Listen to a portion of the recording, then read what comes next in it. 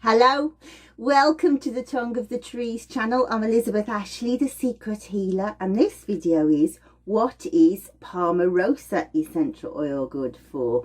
And we'll be working from the Palmarosa card, which is from the Tongue of the Trees pack.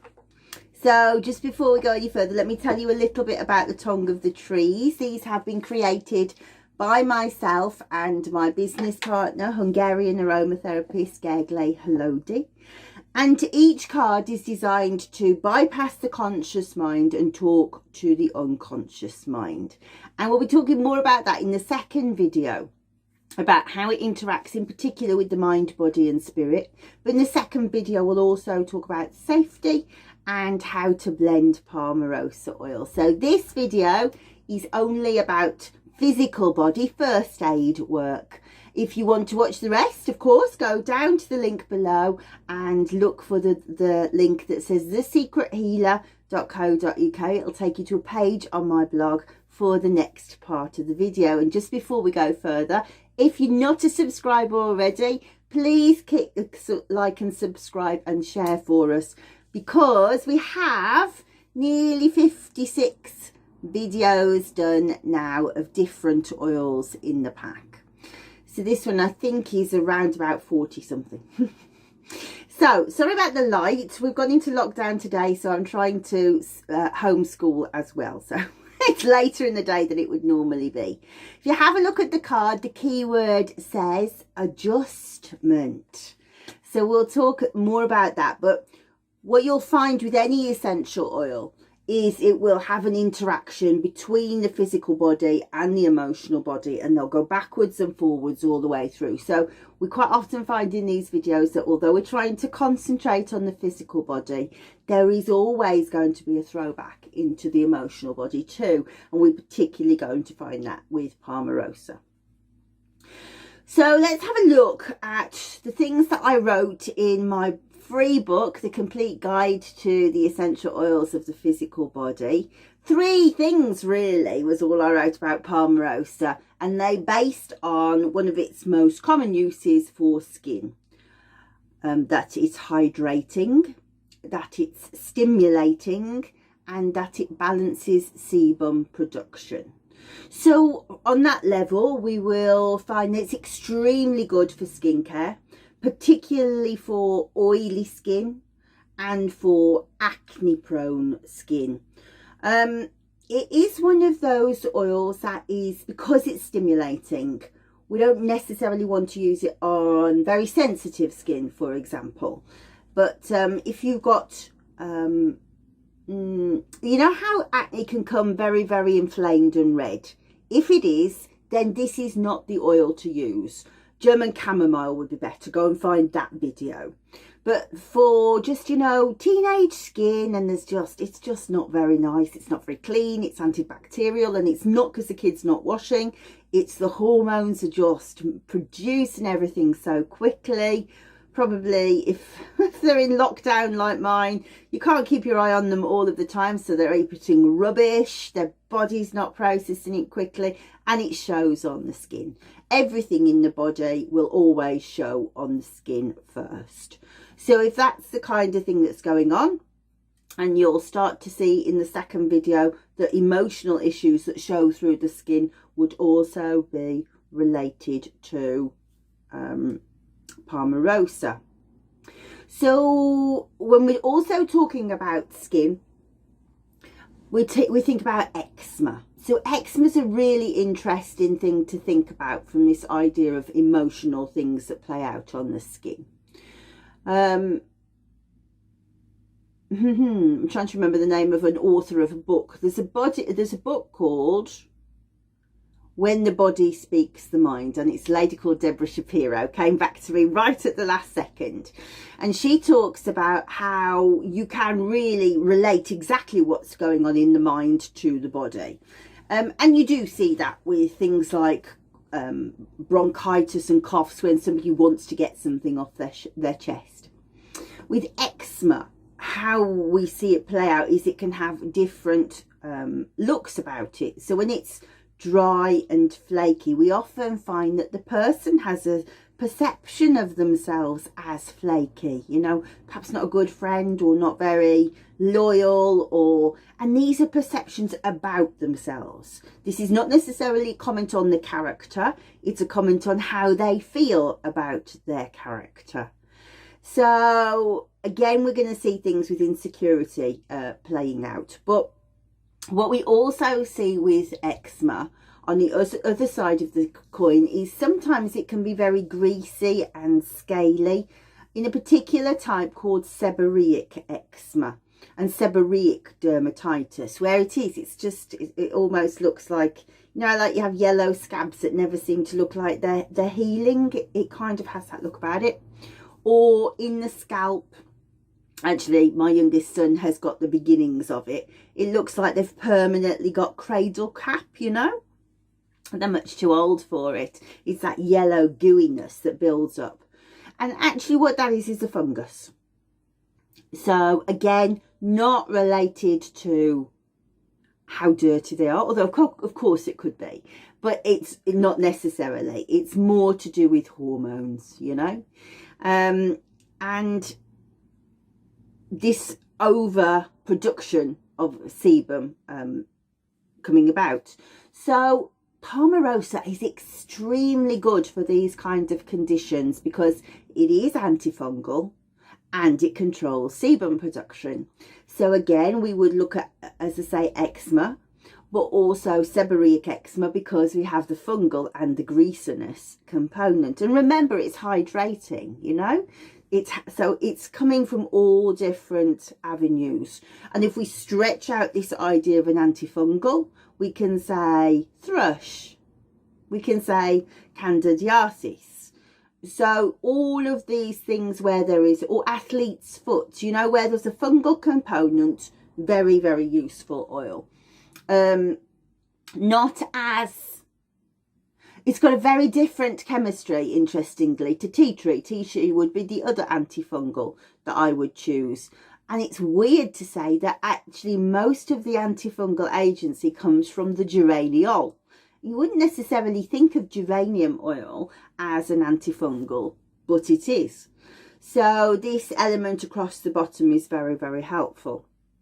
It has a very good affinity for the lungs and very pertinently for today's environment with COVID, and particularly long COVID, where, for example, there may have been an injury to the lungs through the COVID, or particularly if somebody's developed a blood clot. Then two constituents are extremely useful for helping to heal the lungs, the particularly scarring in the lungs, and those are thymol or thymol, depending on how you say it, and geraniol. So not found in the massive highest amounts in this oil. If I were looking to do that as an objective, I'd be going for Monarda oil, for example, because it's got high levels of both. But if you've got Palmarosa on the shelf and you develop COVID, I'm really sorry to hear it if you do, then Palmarosa is a really good way of being able to build up that resilience back into the body too. And we'll talk about that more with if you decide to go further into these videos. If you go to the link on the other page, there's a link to a product that I sell called the Recipe Hub, which is a monthly subscription, and we put in videos of recipes and explain the quantities and why they're blended together. And one of the recipes that we will do this month is for long COVID, using a blend of Monarda and Palmarosa and other oils that we feel are useful, as well as there's lots of different other things. Will be skincare and bronchitis and cellulite and back pain and everything else that you can think of in there. As I say, it's a monthly subscription think there are something like 420 videos in there now, around about 5 minutes long. And they just go through exactly how you mix each blend for each situation, with safety, with contraindications to drugs, etc. So that is that. So because I think that people are going to ask me a lot about long COVID over the next few weeks, and it goes, it's common sense to say, so we would use it for coughs and colds, obviously, anything to do with the lungs. But actually, infections generally, a tremendous oil for infections. So we could say bronchitis, but we could also say cystitis. You know, any kind of infections that run through the body. It's very, very helpful. It has a digestive element to it. So if you were struggling with digestive problems, so for example, heartburn, indigestion, etc., you could use it. There would be better oils. I would be more inclined to go for the spices myself, like cardamom or coriander, or a herb like dill or parsley, rosemary, peppermint, those kind of things, or of course chamomile. But it does have a digestive element and a fantastic action upon the nervous system generally. And we'll talk about that more when we get to the second video, because when we talk about nervous, we think of emotional, but of course the nervous system also deals with the physical nerves within the body. So it's very useful for things like neuralgia, sciatica, and rheumatic pain and things like that, where there is a pain processing mechanism in place. And if you're new to the channel, I will explain that I teach pain practitioners. I'm a pain specialist. So emotional pain really reflects on physical pain. And this is one of the oils that you can really get to the heart and the nitty gritty, because you're dealing with the nerves on both levels. So for most situations, you perhaps wouldn't think of using Palmarosa for something like neuralgia or sciatica. And it would be secondary to something like rosemary, for example. However, rosemary has certain contraindications. Maybe there's differences of opinion. So I don't use rosemary, for example, for people who have high blood pressure. However, Robert Tisserand says, yeah, no, it's completely safe. I don't use rosemary, for example, for people who suffer from epilepsy. Sila Shepherd-Hanger says, well, I do, and I do really successfully.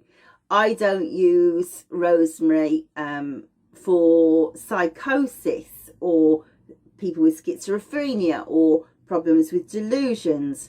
And as far as I know, nobody debates that. We say it's neurotoxic. So what happens then if we have somebody, let's use the psychosis for an example, somebody who is in extraordinary pain with a trapped nerve, or with sciatica, or worse, neuralgia, or toothache, or, you know, anything down, trigeminal neuralgia, pain generally, but we can't use rosemary because of their psychosis. What do we do then? Well, there's two great oils. Palmarosa is one, and tuberose is another. And tuberose is extremely difficult to blend because it's very, very strong smelling, uberly sweet. It's like having 10 donuts with 20 ton of sweetness on top. It's just like, cloyingly sweet. It doesn't go with many things, but it does go with Palmarosa. So that's one of the recipes, again, that's in the hub. We've got lots of recipes of how to deal with nerve pain and sciatica, where we have to say, well, you can't use it for rosemary if you've got these conditions. So we'll be able to say, now, this recipe in there, you can use this one. This is a great way of treating that kind of nerve pain. So this is an interesting oil. And I don't know if you know, it's made from a grass. The light's not very conducive. I'm going to put this on the slide so you can see it. But I really love the imagery on this card. And we'll talk more about why I think the imagery is clever in the next video, and why we talk about it being to do with adjustment. And we'll go more into how the specifics of why this oil might be better over another oil for stress related conditions, for example. So join me in the next video. Have a look at the link at the below. Don't forget to click like and subscribe, and put me a comment below. They really help my channel, and I'm very pleased to receive them all of the time. And in the meantime, thank you for watching. What is Palmarosa Essential Oil good for? And I'll see you on the other side, where we'll get into the nitty gritty of the really metaphysical stuff. See you in a minute.